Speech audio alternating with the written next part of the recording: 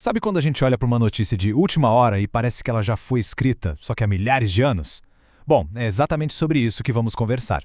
Vamos dar uma olhada em textos muito antigos e tentar entender a conexão deles com tudo o que está acontecendo agora no Oriente Médio. Tudo começa com um fato recente, um fato chocante. Um helicóptero cai. E com ele, o líder do Irã. Uma notícia que, sem dúvida, rodou o mundo e deixou todo mundo de cabelo em pé. E aí que a coisa fica interessante. Para muita gente, isso não foi só um acidente. Foi tipo um sinal, um marcador no tempo, sabe? Um eco de palavras muito antigas. A grande pergunta é, será que o que a gente está vendo é a geopolítica de hoje se encontrando, se alinhando com profecias de milênios atrás? Ok, vamos mergulhar nisso. O nosso roteiro aqui vai ser o seguinte. Primeiro, as manchetes e esses ecos antigos. Depois, a gente entra no plano de Ezequiel 38, na profecia específica para Elão, que é o Irã. Vamos falar sobre uma paz que pode enganar, entender o conceito do grande Shabat e, por fim, o que tudo isso significa.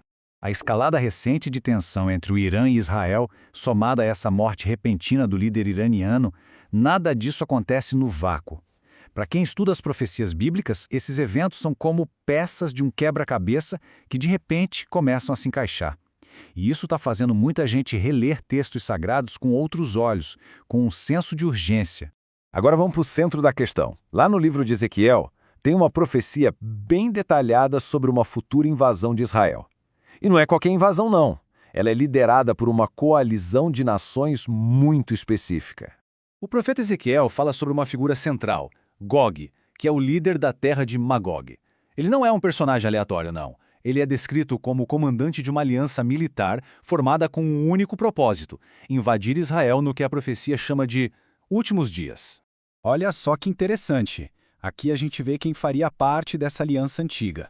Temos Cuxi, que hoje seria a região do Sudão ou Etiópia, Put, que é a Líbia, mas o nome que salta aos olhos, que está em todas as manchetes, é a Pérsia. E a escritura é super explícita sobre isso. O texto diz Pérsia, que é, sem sombra de dúvida, o Irã moderno. E não é como um ator secundário, não. É como um membro central, fundamental dessa aliança militar, que um dia marchará contra Israel. Mas não para por aí. Ezequiel não foi o único profeta a falar sobre o papel do Irã. Tem uma profecia ainda mais específica, que a gente encontra lá no livro de Jeremias, e que aperta ainda mais o foco. O profeta Jeremias fala de Elão.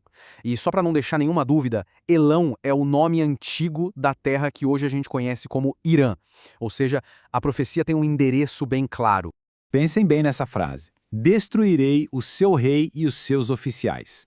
Quando a gente lembra da queda do helicóptero que matou justamente o presidente e o ministro das Relações Exteriores do Irã, essa profecia antiga ganha uma ressonância, nossa, impressionante.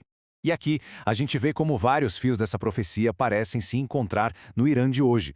A previsão de turbulência interna, a perda de liderança e, curiosamente, até relatos de um grande avivamento espiritual acontecendo por lá.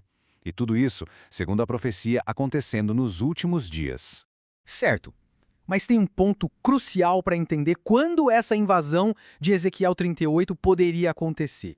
A Bíblia coloca uma condição bem específica. E é aí que a coisa fica meio paradoxal. Um povo pacífico e desavisado? Israel vivendo sem muros? Parece estranho, né? A profecia diz que o ataque acontece não no meio de uma guerra, mas no momento de aparente tranquilidade, uma segurança que, na verdade, é uma armadilha. E aqui está o quebra-cabeça. A realidade de Israel hoje é de conflito constante, de ameaças em todas as fronteiras. Mas a profecia exige um estado de descanso, de segurança. Como isso seria possível? A análise sugere que talvez um enfraquecimento dos inimigos de Israel poderia criar exatamente essa falsa sensação de calma, preparando o cenário perfeito. Mas quando? Quando tudo isso poderia acontecer? Para ter uma ideia do timing profético, a gente precisa dar um passo para trás, ampliar a visão e olhar para um conceito do Talmud judaico que fala da linha do tempo da própria história. A ideia é que a história humana tem um plano de 7.000 anos. 6.000 anos de trabalho, de conflito, assim como os 6 dias da criação, e depois 1.000 anos de descanso e paz, o grande Shabat. E essa linha do tempo nos dá uma estrutura. De acordo com o calendário hebraico, a gente estaria bem perto do fim desses 6.000 anos. A sugestão é que esse longo período de conflito humano pode estar chegando ao fim, para dar lugar a essa era final de descanso. E o mais impressionante é a convergência. Esse conceito do Talmud sobre um reinado de 1.000 anos tem um paralelo direto, exato, com o milênio descrito lá no livro cristão do Apocalipse. Duas tradições milenares apontando para a mesma conclusão. Então tá. Com tudo isso na mesa, qual é a grande lição? O que fazer com toda essa informação? A fonte é bem clara. O objetivo não é causar medo de jeito nenhum, é despertar a consciência.